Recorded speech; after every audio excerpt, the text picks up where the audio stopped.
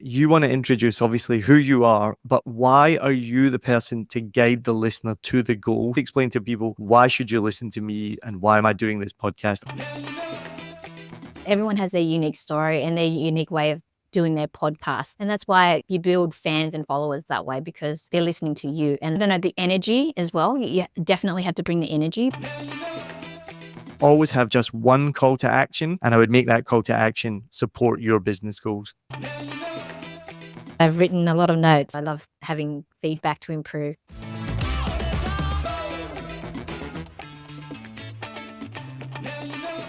Welcome to another episode of Smarter Podcasting with me, your host, Niall Mackay. I started my first podcast in 2019 just as a hobby, and it's now in the top 10% of podcasts worldwide and is on track to reach 100,000 downloads this year. I started making my own podcast in 2019, and then I transitioned into making podcasts for people around the world. I've helped work on over 40 podcasts, helped podcasts reach the top of the Apple Podcast charts and get millions of downloads.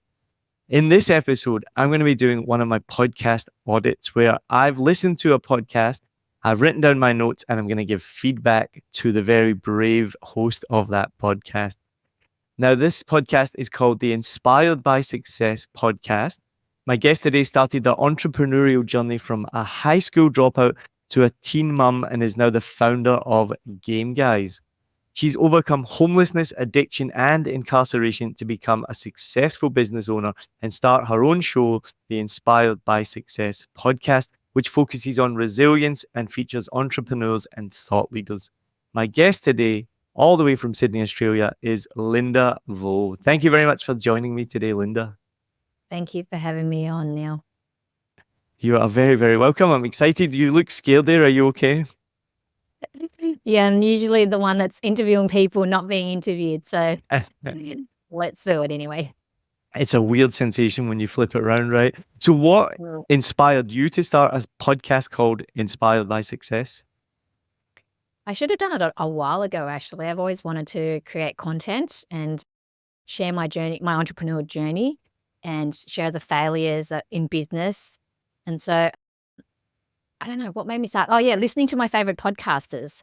You know, I got inspired by them. I have my favorites like Ed Milet, Layla Hamosi, Ryan Pineda, Lewis Howes.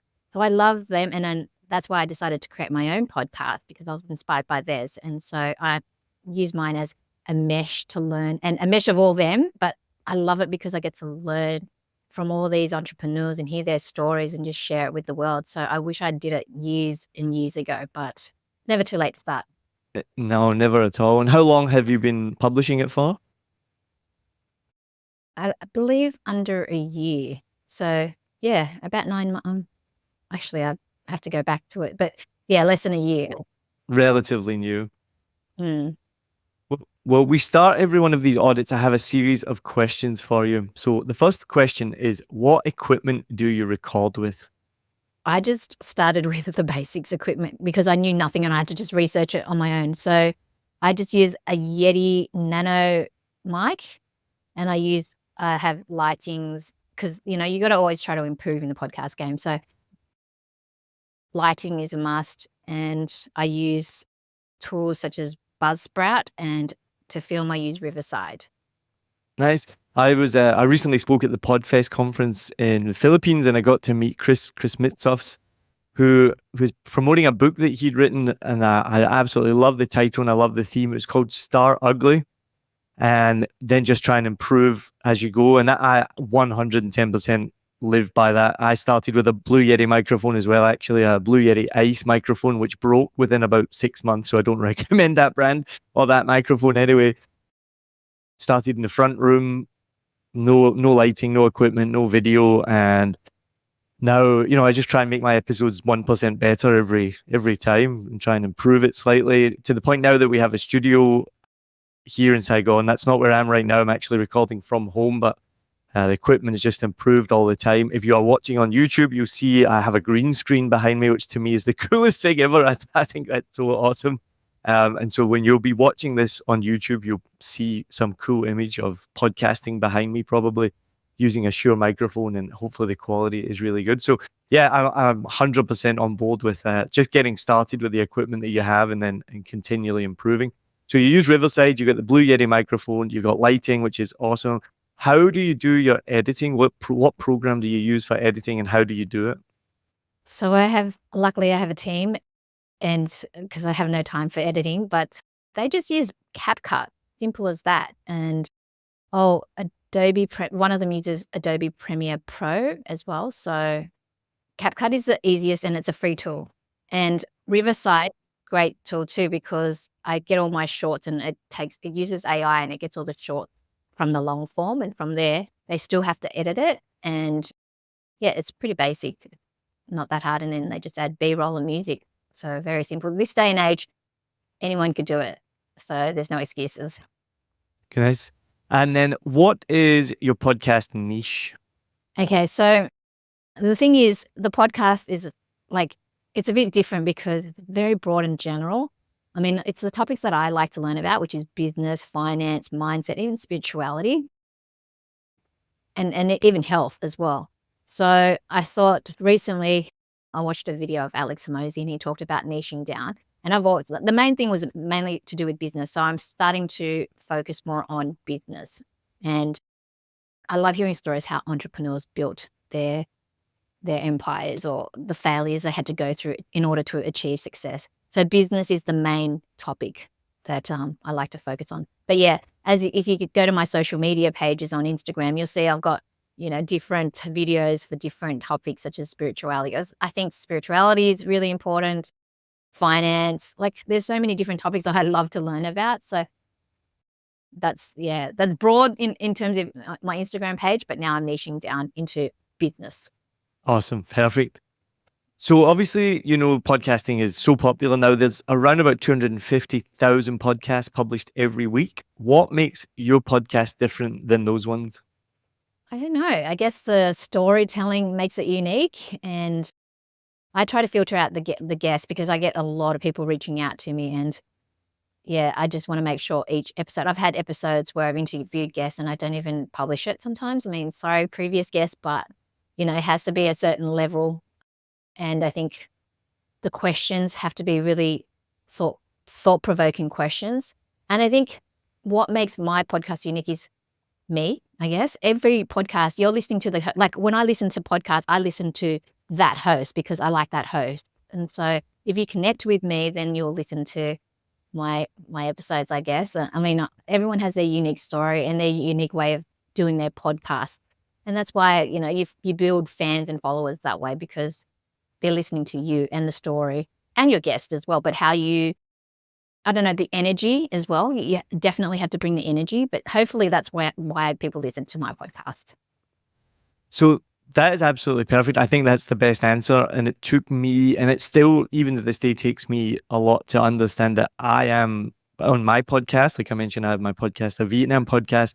It took me the longest time and I still struggle with it that the main point is me. It's weird to be like, because even for my business, which is 7 Million Bytes Podcasts, if you go to my website, there's pictures of me all over it. And I did not want that in the beginning.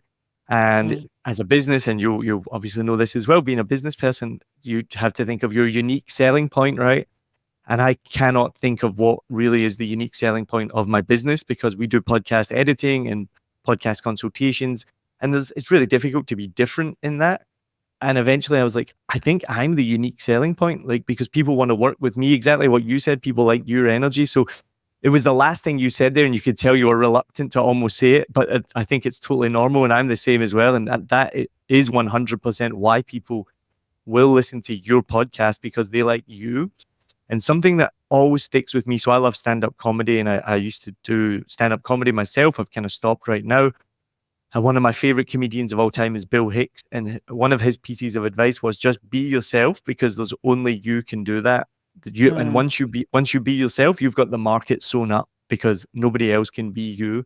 And I do that all the time with the podcast. I'm like, do I need to change this? Should I sound like someone else? I listen to podcasts as well. I'm like, do I need to do this differently? And then I'm like, no, just be you. That takes zero effort to be yourself. Don't try and be someone else. And if people like that, they like that. And if they don't, they don't. So I definitely agree with that. And I think it's great. Yeah, having your guests. Definitely, that's really cool that you don't put some episodes out. I've actually never had to do that yet, but it's been close. But that's really good that you vet them that much as well. Going back on that, because if you want to have a high quality, and I heard Ryan Pineda talk about it on his show too. If you want to have a high quality show and you have guests that are coming on that don't give that energy or they just pitch too much and don't add value, then it's not going to add value to your listeners. So definitely vet your guests beforehand is something that I highly recommend. Absolutely perfect. And what is the goal of your podcast for you? I just want to impact people and share my story, and I just want to build a community as well around people that have the same interests as me, because I'm always learning and I love self-improving. So I just want to find that community and have that network. And the podcast is great because I've built all the guests that I've had. They're amazing guests that I can connect with and see as friends because we build a connection. So to be able to do that, and the goal is to have it on a big scale. My dream is to be like Lewis Howes and have 1 million followers on YouTube, because impacting people and doing what you love, because this is what I love. I'm doing it as a passion project for now, but it's an investment into the future. And hopefully I can inspire others as well and share stories that inspire people to make change, a positive change to the world. So yeah, the goal is to just make a huge impact on a scalable level. Love it. And final question, what lessons or values do you want the listener to come away with at the end of each episode? It totally depends on each guest. I always leave it up into the guest's hands. And prior to that, I just make sure that I do enough research and I just let it go as conversational as possible, but have the questions that would help my audience come away with something. And I don't know until the very end of each episode, but as long as the listeners feel that they've learned something that can be used to improve and to succeed in their life, that's the main thing. Because when I'm interviewing guests, I want to make sure that I'm learning and sharing, like the questions that I'm asking. I'm hoping that the listeners find those questions useful as well, just to improve my life and hopefully improve the listener's life. Even if it's just one little piece of advice, one nugget advice, as long as they get something out, one key takeaway out of it, whether that be from finance, spirituality, mindset, health, as long as they take one key lesson, that's all I'm happy with. So, and each guest is unique.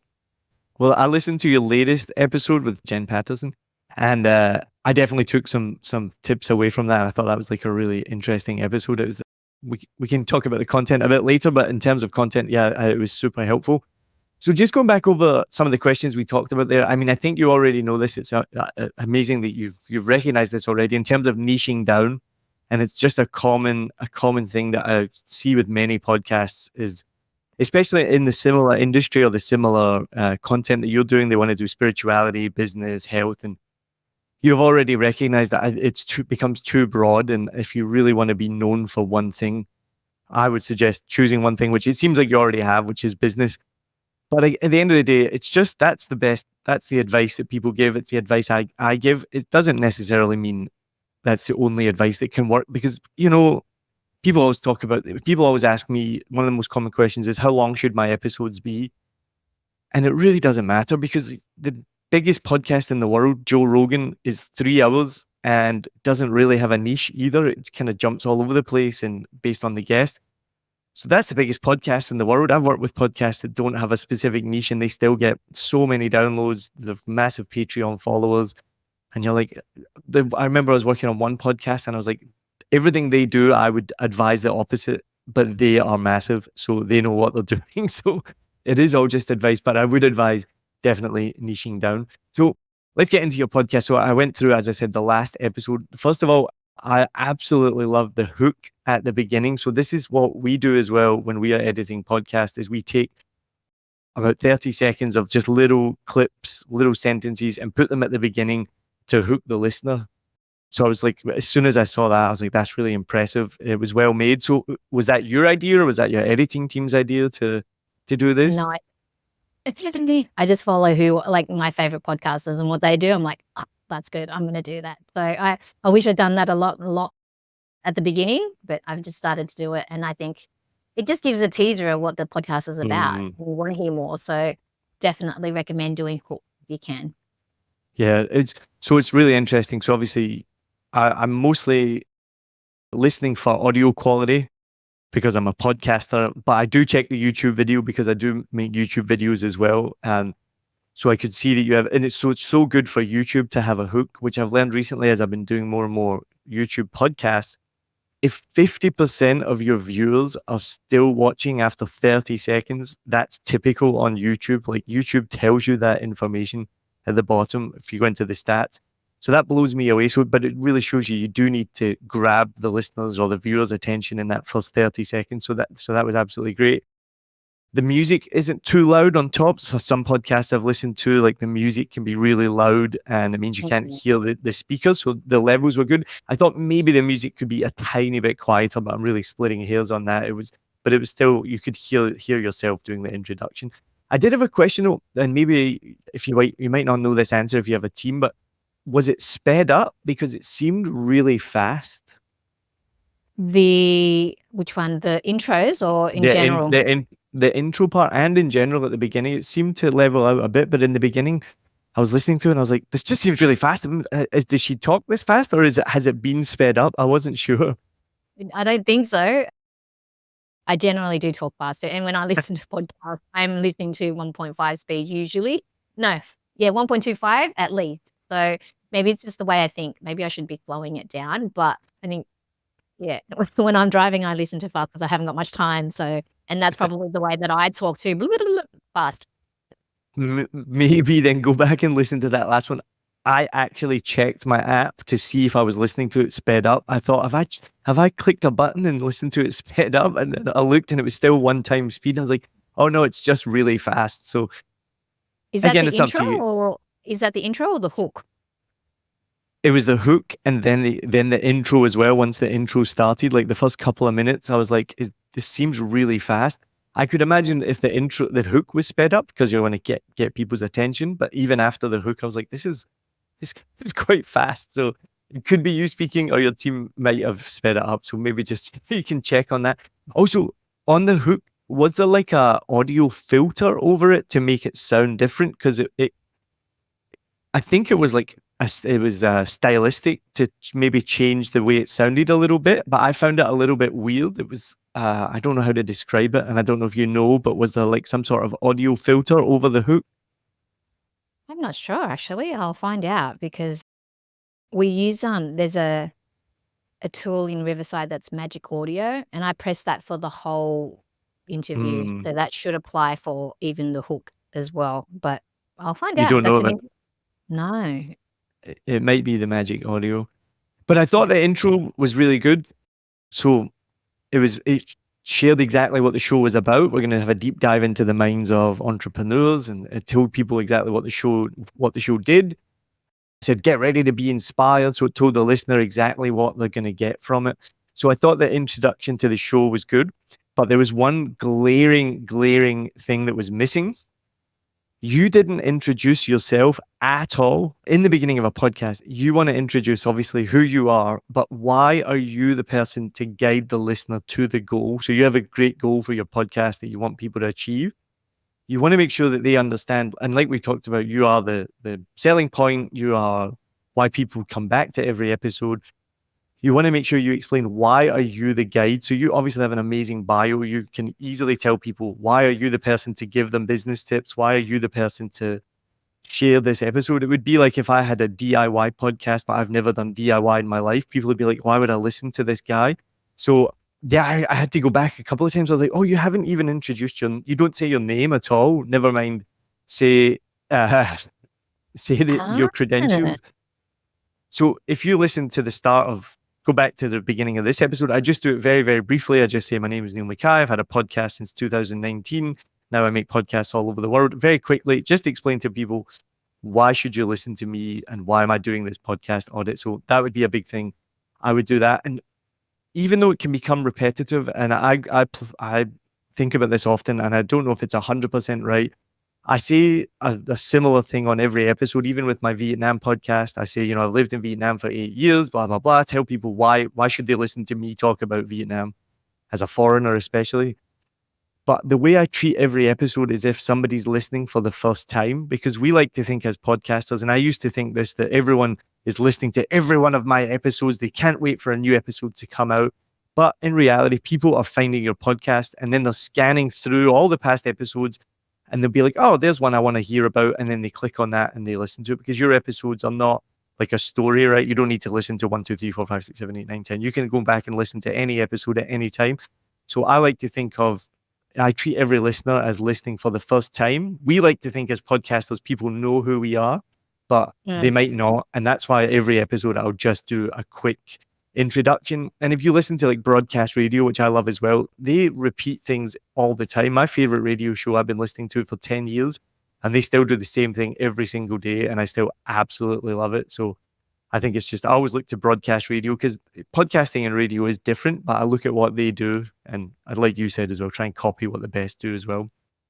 Do you know what I like though? But that's interesting that you mentioned that, because I was actually thinking of removing the intro and just getting straight from the hook to the guest intro, yes, to cut, like, just so that the retention is higher, because that's what the main the main podcasters do, but they've got their millions of subscribers, so maybe everyone knows them. So what are your thoughts on that? So definitely keep the name part and a little bit of why they should listen.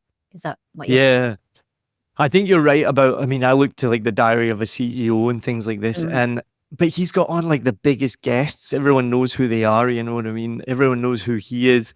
But I think if you go back, I can't remember off the top of my head, I'm pretty sure Diary of a CEO, he will have a very short like introduction of who he is and maybe his past successes. I'm not 100% sure.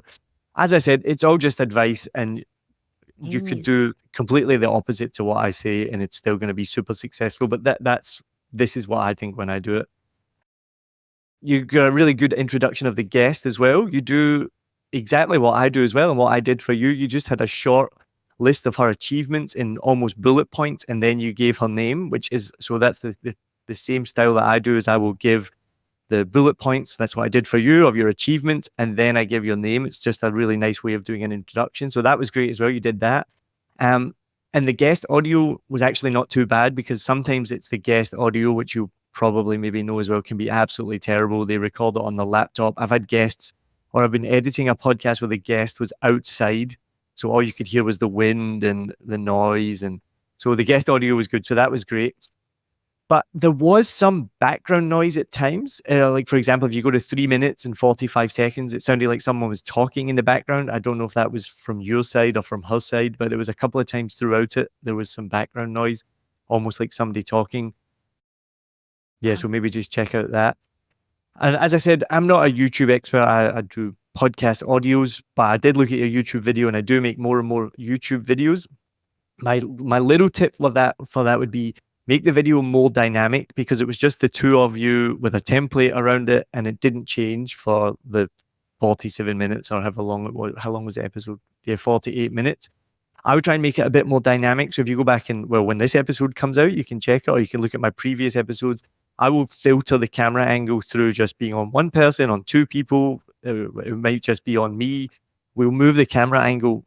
And I don't have a hard rule on this, but maybe up to 1 or 2 minutes, maybe every 30 seconds, change the angle, because it can be a lot. It's very unlikely that someone's going to sit for 48 minutes and just stare at a video of two people never moving. So that's just a little tip in terms of editing.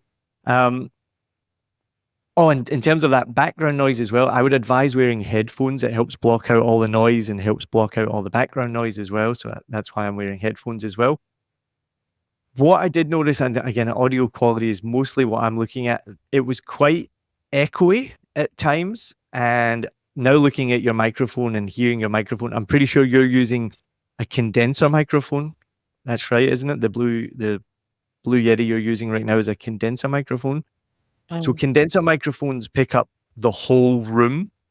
I'm using a dynamic microphone right now, and a dynamic microphone only picks up the sound that's right in front of it. So I actually recorded an episode last week where I had construction going on above me and I couldn't believe it. I was like, oh my goodness. It started right at the end of the recording.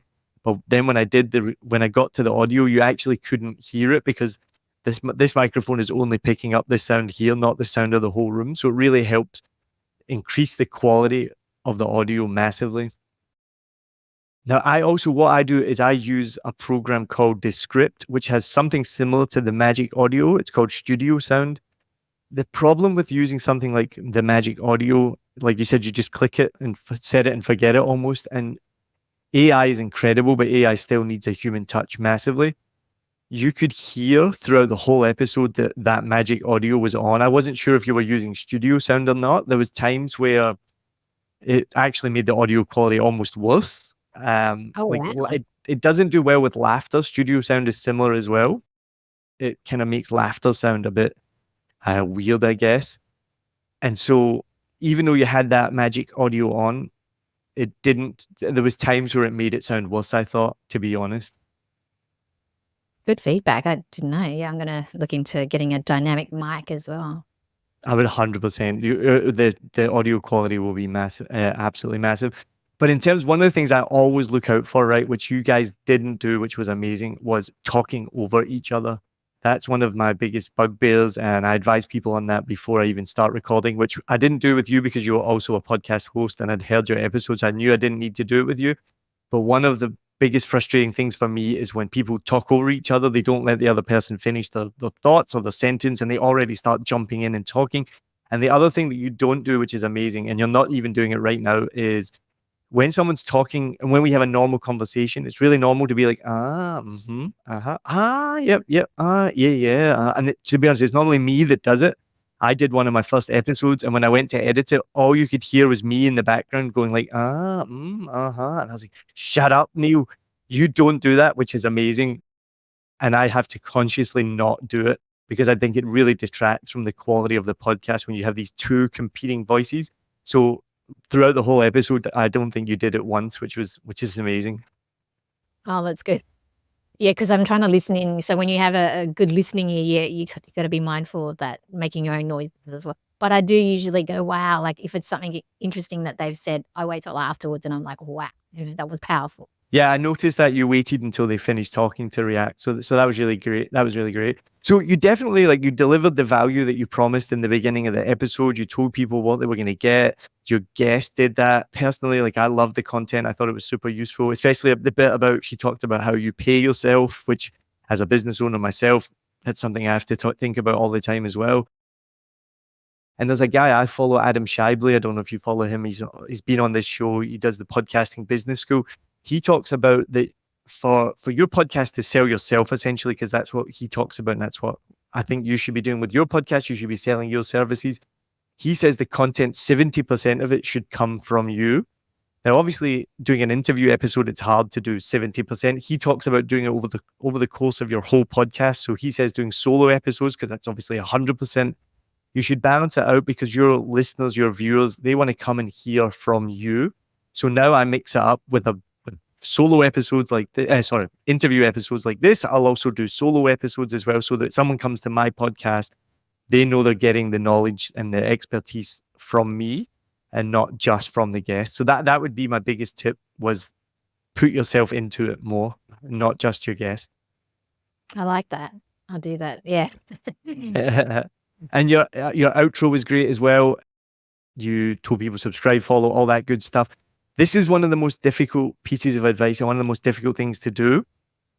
I would not give the guest a call to action, because I think your podcast, you're spending all the money on it. You've set it all up. Your call to action should be directing people back to whatever you want them to do. So whether it's follow on social media, get in touch with you. I think we've already given the guest the platform to speak. They already know their name. It's in the title. To then have them say, oh, go and tell people where you can follow them and blah, blah, blah. I do that on my Vietnam podcast because I don't make any money from it. It's just a hobby. If you're doing a podcast to support your business, which I think yours is and what it absolutely should be doing, you want to take ownership of that. And it can be really awkward because we invite guests on saying, come and promote yourself or blah, blah, blah. But at the end of the day, you've already given them the platform to speak for 45 minutes. There's probably going to be a link in the show notes, but you don't need to promote that. The one call to action should be what you want people to do, which for you, maybe go to your website or follow on social media. So I would always have just one call to action, and I would make that call to action support your business goals. So it's difficult because we want to promote the guests as well, but I feel like we're already doing that just by having them on. So that would be a big piece of advice. I looked at your show notes as well. You follow almost the exact same template that we do on our show notes for everyone as well. So the show notes were great. Titling was great. You didn't use numbers in your episodes. That's something I always look at as well. If people use numbers when you don't need them, I wouldn't advise on that. So you don't do that. But yeah, overall, it was unbelievable. Great content, really useful. You delivered on what you said. I think in terms of the audio quality, there's definitely a few things that I would improve on in terms of audio quality, because for me, audio quality is the most important thing. I won't listen to a podcast if they don't have good audio quality.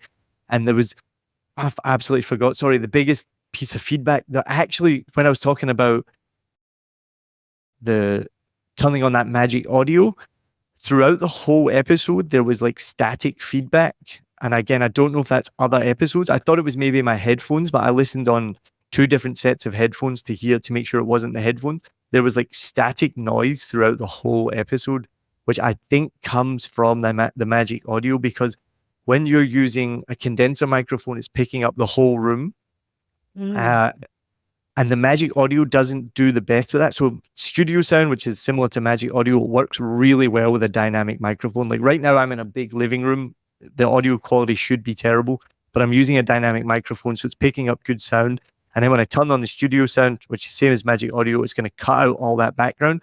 But if you use the magic audio on a condenser microphone, or if she was using AirPods, I think when I saw in the video, the magic audio is not the best. Or studio sound as well doesn't do the best. You have to give it the best quality audio in the beginning, and then it will do the rest. So go back and check that out. There's a few things that you could definitely do to improve the audio quality, because the content is great. But as I said, I don't analyze the content because it's not my content, but it was great. Thank you. I like that. I've written a lot of notes. So very, very useful. I love having feedback to improve. You are very welcome. So thank you very much for putting your podcast up as well for an audit, because I know it can be scary as well. And some people don't like feedback as well. But no, thank you very much for being a guest, and thank you for sharing your podcast. So Linda, this has been awesome. Have an amazing day. As I said, my name is Niall Mackay. This is Smarter Podcasting. Please go follow, subscribe, do all of that good things. The best thing that you can do is, if you're a podcaster and you like this episode and you found it valuable, please share it with another podcaster. It's one of the best things that you can do. And obviously, you can go to my website, 7millionbikes.com, and you can book a free consultation with me there. And if you have a podcast and you want it to be audited as well, then get in touch with me and I will be more than happy to do that. So thank you very much for tuning in to this episode of Smarter Podcasting. Thank you very much, Linda, for being a guest. Have an amazing day. You too. Thank you so much. Cheers.